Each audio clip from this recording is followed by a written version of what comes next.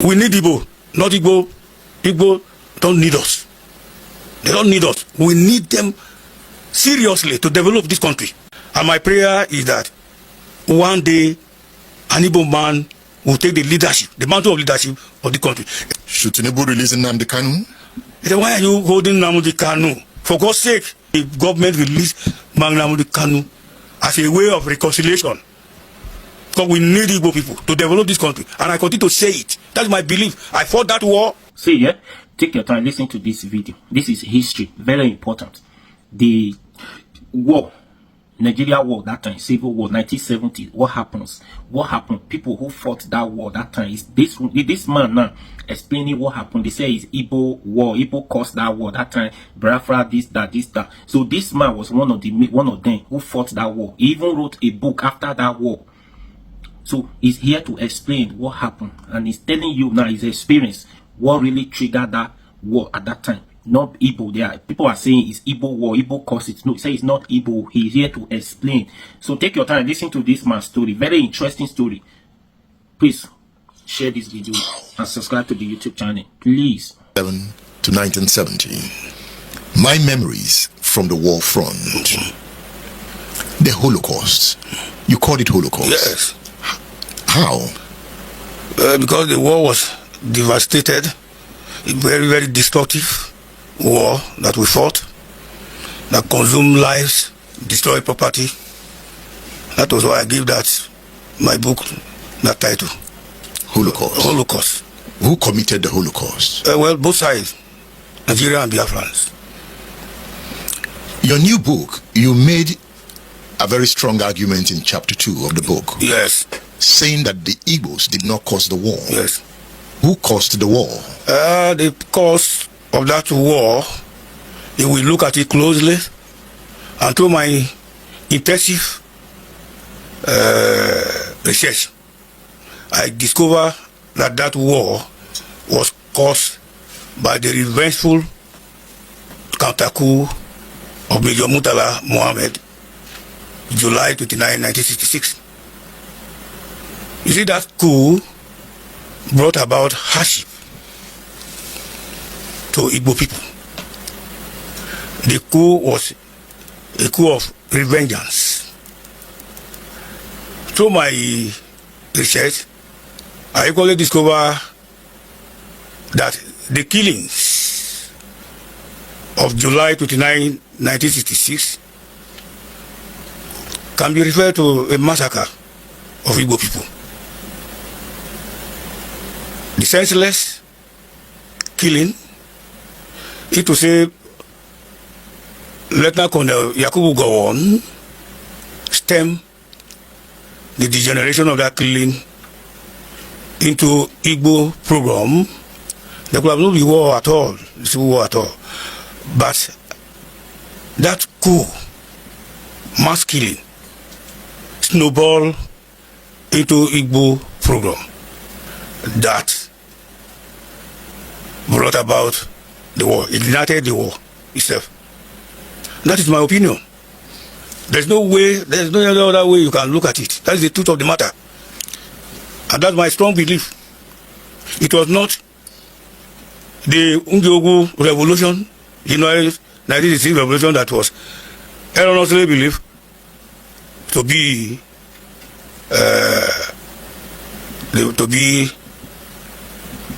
the person who caused the war, nor Igbo as a whole, nor Ojuku as a whole. But the war was caused by that 1966, July 1966 coup. You are an Igala man from Kogi State. I'm from the north. You are not an Igbo man. I'm not an Igbo man. I'm not from the south.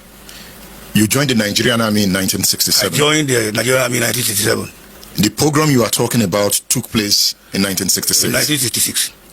You were in Kaduna then. I was a living witness. What did you see? I saw so many things. I was there working at one of the textile industry at Takuri, Kaduna, when the first coup was staged by Major Kaduna Nzogu. You know, when the coup came up, it was jubilation all over the streets in Kaduna. People were jubilating. They were jubilating. And they were happy about that coup that took place. Because if you see how that coup came up, there were some events going on. The corruption, and nepotism. People disliked those things, and the crisis that came up in the Western region during 1965 election as a result of the ruling class trying to extend their political tentacle to cover the West. So it resulted to using talks to snatch away boxes. There was naked rigging of election that degenerated into almost anarchy in the West. So the riot in the West, which was popularly referred to as Operation Wet Year, where mass people were killed, was going on. The Prime Minister was helpless to quell the situation, and this created an avenue for the military people to take over. And you said there were jubilations in the street of Kaduna. Yes, when Zogo and co struck. But why would they jubilate when Ahmadu Bello, their leader, was killed in that coup? Because of the happenings, the political happenings during that time. People were disenchanted with the level of corruption going on among the ruling class. The nepotism was going on. And it came to a level where vote did not count. In our nascent democracy in the Fourth Republic. So people were not happy. Who did you see jubilating? Were they northerners? The masses. Or southerners in Kaduna? Masses of the people. Did you jubilate? Yes, I did. You welcomed the coup? I thought it was a relief, a big relief. I thought it was a big relief. In your first book, this book, yes, this is your first book, exactly, about the war. Yeah, you titled the book "The Bloody Nigerian Biafran War." Exactly. You called the first coup a revolution. A revolution. Why was it a revolution? Because it was a change in government. Changing government. In this book, it's like you celebrated the first coup. I celebrated it. If you look at the personality of those who staged the coup, the January coup, 1966, they were radicals, element, well read. Look at the life of Nzogu, Cardinal Nzogu. He was widely read with the school of Marxist philosophy, and he was vast in military history. So he was a radical socialist officer who wanted a change of government. He wanted a change of government. They wanted to clean up the government, the First Republic, because they saw that that government of Baliwa was not working. It was not working. So they wanted to uproot it. So that was why Sadana was killed. Sadana was the leader of the party, NPC, who stayed in Kaduna. Tafawa Balewa was the prime minister who controlled the apparatus at the federal level. So Anuyo wanted to change this rotten apparatus. So they became targets. Two of them became targets of the revolutionaries. You also make the point in your first book, yes, that it was not an Igbo coup. No, it's not an Igbo coup. It's not an Igbo coup. Because I disagree with those people who have been lying that Ujogu coup was an Igbo coup. Some of them are even arguing that because only Major Ademoyiga, who is a Yoruba major, if not the whole 8 of them were Igbos. That was the premise they look at it from. And it was a wrong premise. You see, a revolution is a revolution. Whether people are from the same place, provided you have the same mind to remove those in power, it doesn't matter at all. It doesn't matter at all. I don't agree with those people who tag Nzogu revolution as Igbo revolution. You know, some would say that the killings were targeted towards certain regions. Why another region was excluded from the killings. And if you look at the region that was excluded from the killing, the eastern region, most of the officers that carried out that coup came from that region or close to it. So they have defined that coincidence as an Igbo coup. Not even coincidence. You can't say it's coincidence. Okay. It's a reality. The revolutionary wanted to change the government. Who were the people who were holding the apparatus of the government? The ruling class, the ruling party. Sarana was the head of the party. He stayed in Kaduna. If you want to change that government without eliminating Sarana, do you think that government that coup will succeed? That was why they became target of the revolutionaries. What about Akintola? Akintola was, yes, Akintola. You see what happened was that they made an alliance with the party of Akintola. That was, I was telling that the ruling party wanted to extend their political tentacle to capture power in the West. And it deteriorated to crisis, serious crisis. You see, so Western region became a problematic region that must be dealt with. The Prime Minister, Tafawa Balewa, who's supposed to use his power to quell the situation in the West, refused. So when Uyo came up, they wanted to bring peace in the Western region. Even when they are talking about Igbo coup, I always laugh at them. When you say that it was an Igbo coup, who was the person who was the mark to become the Prime Minister? Was it Okpara in the East? Was it Azikiwe, who had no power, who was a titular President General? It was all from the West. Then what type of interest the revolutionary wanted to protect? If they call it an Igbo coup, picking somebody from the West to become the Prime Minister. So they had a national interest, not the an Igbo interest at all. You sound as if Nzogu is your hero. Yes, he's my hero. Up to now, he's my hero. Osoja, you're saying that? Yes. Because if he's not a hero, he's a nationalist. Nzogu was a nationalist to the core. You see, people, all these politicians are talking from their both sides of their mouth. When Nzogu was killed in July 1967, around the campuses of Nsukka University, in the night, by 21 Battalion, under Captain Wushishi. They recognized his body and they informed Gowon ordered them to remove the body to Kaduna for a befitting burial, national burial. He was given that national honor. Nzogu was given that national honor. So he was a hero. And when people talk about Igbo coup, I always laugh at them.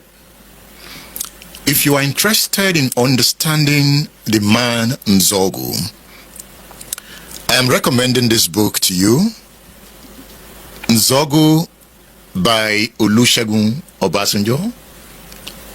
It seems to be the only one who has taken time to give us a biography of Kaduna Nzogu.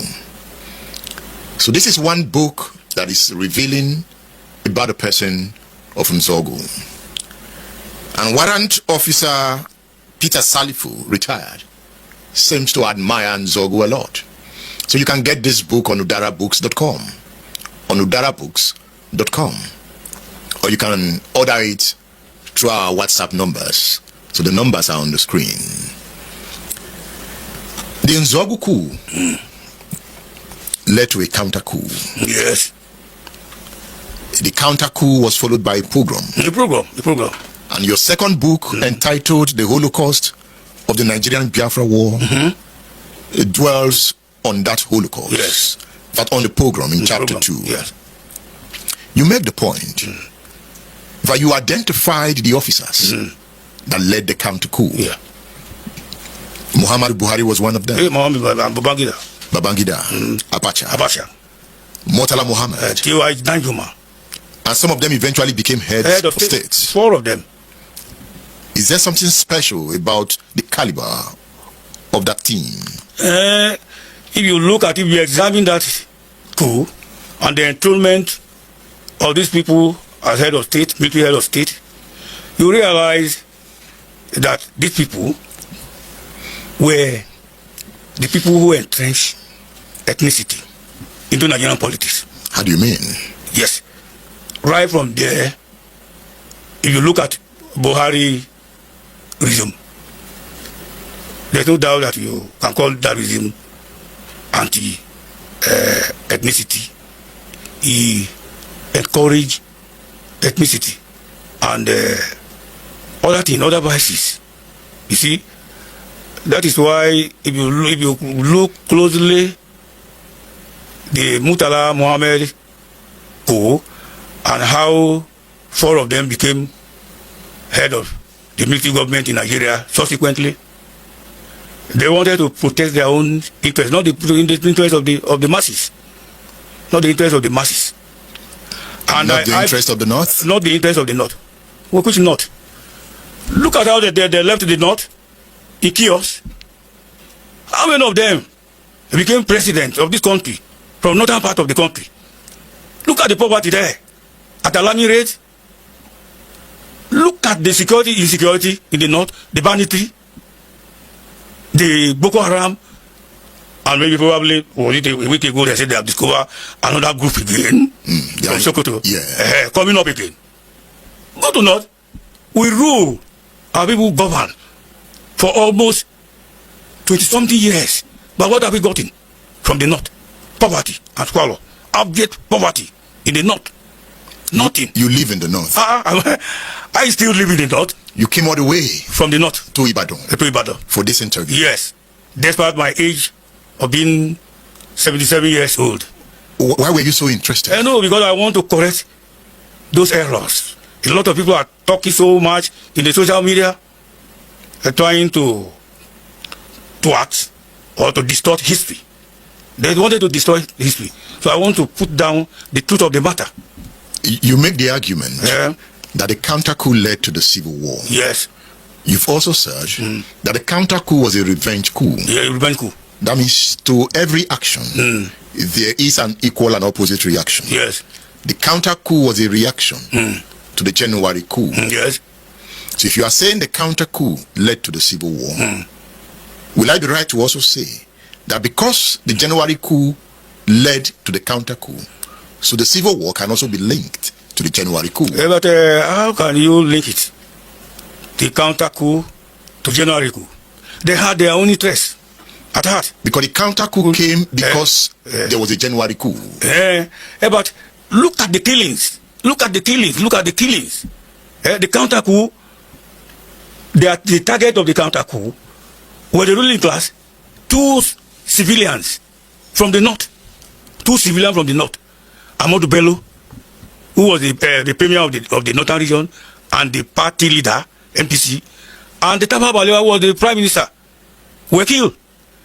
Then if you come to Lagos, where there was Mamalari, Pam, defending the interests of the government at the center. They were taken out too.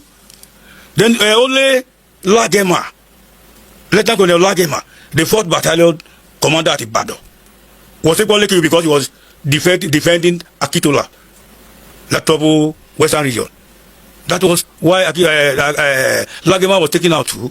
But look at that. Colonel Onegbe was also killed. Onegbe because of maybe he was a quartermaster general. Maybe he was having conflict with the revolutionaries.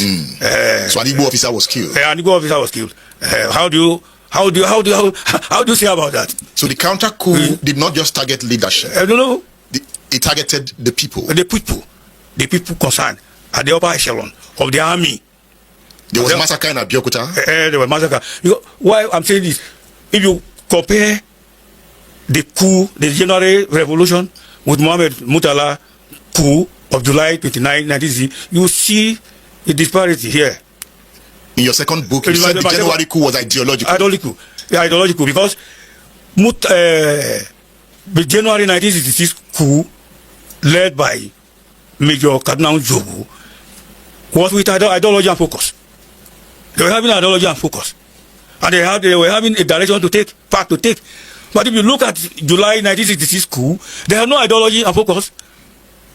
The coup was there to revenge.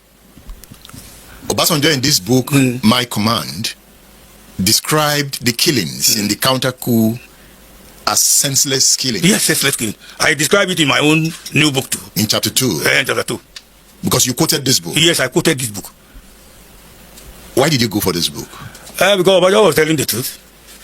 He was telling the truth that many people don't want to hear. He stated the truth here. Are you recommending this book to people? Yes, for history purpose. Okay. For history purpose. The title of this book is My Command, an account of the Nigerian Civil War, 1967 to 1970. A book written by Olusegun Obasanjo. My Command.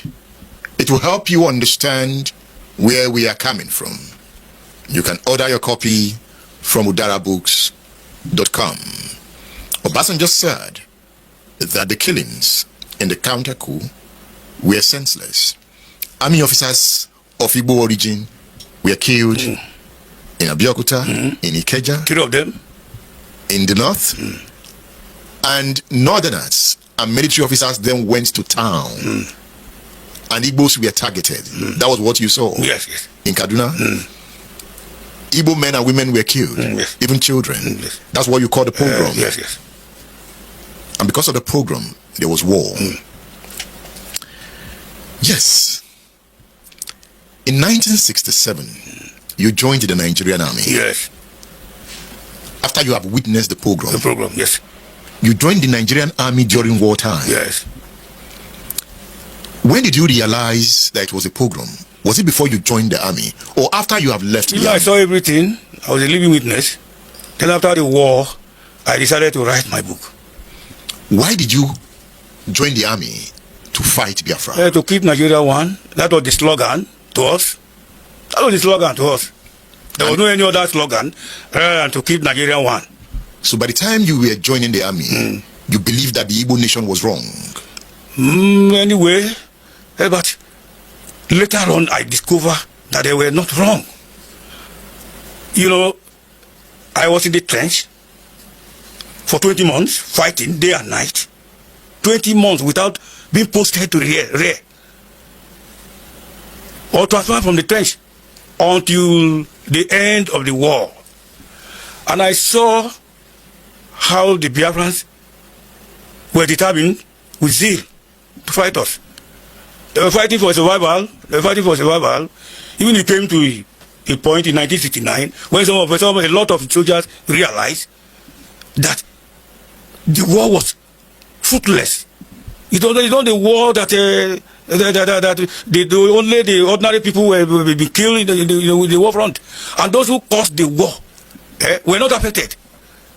People started to inflict themselves with injury to be taken to the rear, but until Obasanjo came to save the situation and ended the war. If not, and I believe I stated in my book there how Biafra surrender. It was not much of our firepower or anything. It was hunger. It was hunger. Because when we block the Cameroon border through road, Calabar, and we block Port Harcourt through air, Biafra was not having any access to outside world through air, through water, through land. So they were in a desperate situation by then, and they were affected by hunger. I think that factor alone affected the people, the Biafran soldiers on the battlefield. You see, and one thing I jealous Biafra here, I stated in my book, when they were blocked and they were not having access to either weapon from outside world or food, they went into a drawing board, called all their scientists, and they started to produce locally their own weapon to confront us. They confronted us for almost 1 year, and some days, because we were rejoicing that after the blockade, the Biafran would give up, but they did not give up. They produced their own weapon to confront us. And I reminded Nigeria that they could have harnessed the resources, human resources, the scientific evolution that took place in Biafra to shape the scope of our military department. In your book, you mentioned Biafran armored vehicle called Red Devil. Red Devil. You saw it in action. They confronted us more than it was a monster, a dangerous monster. Locally built. Locally built. Locally built. And it can be compared with the one we imported from Britain and other European countries. This was in the 60s. Yes, in the 60s. They developed this. Not that one alone. What about the rocket launcher? They developed it locally. What of the mines that maimed so many of our soldiers, killed so many of our soldiers? You witnessed the dangers of Ogbunigwe. Ogbunigwe. I think the sad moment I had was the death of one of my company 2IC called Lieutenant Okwere.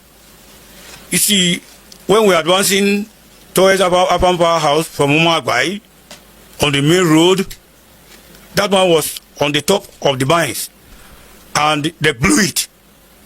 It scattered the lieutenant. You see, all his flesh was mangled. Mangled. No single part of his body could be identified to be buried. You see?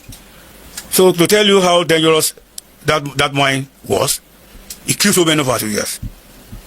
Killed so many, and it prolonged the war. It prolonged the war. What about the grenade? The hand grenade. They produce it. The other could put. I could remember the fight at Aba Waterside, where they were putting chemical in the bottle and threw to us. Killed so many of our soldiers.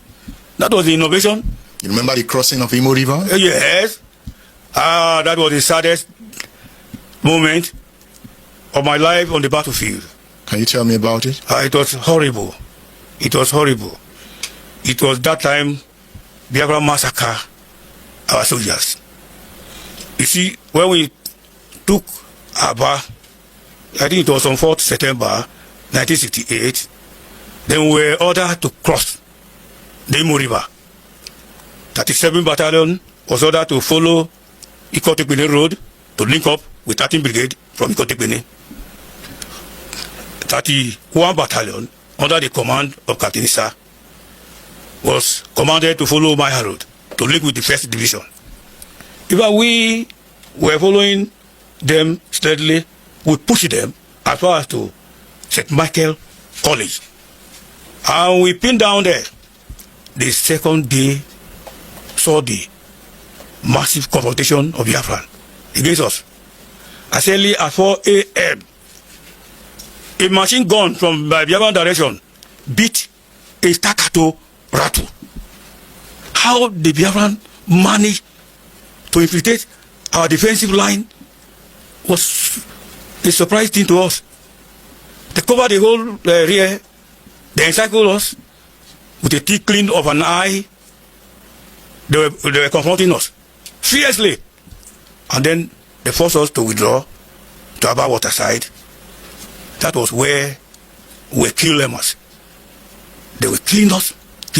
I think half of the battalion, that same battalion, was sadly reduced to half of them. And then 31 battalion, the same thing happened to them. Almost 200 and something soldiers of the 31 battalion were killed. You see? The way Nigerian troops also demolished Biafrans in Bonny. You also encircled them in Bonny at some point. But that one could not be compared with the loss we recorded at Aba Waterside. Was it complacency on the part of the Nigerian troops? Well, I can't say it. I can't say it could be. When you remember the war, how do you feel? It was sad. It was sad. I don't think such a thing will happen in this country again. I don't think there is any sensible person who witnessed the whole course of the war will talk about any war. But some young persons are ready to fight again. Nigeria. What about Nigeria itself? What about the politicians? Have they learned any lesson? It's sad, very sad indeed. Our politicians have never learned any lesson at all about the war. They have not learned any lesson. Politics led to the coup. Yes. Massive rigging of elections. Of elections. As we speak, we are still talking of rigging of elections. It's even more than the First Republic. More than the First Republic. Vote doesn't count again. Now, the politicians who have money, the highest bidder, they will rig an election and ask you to go to court.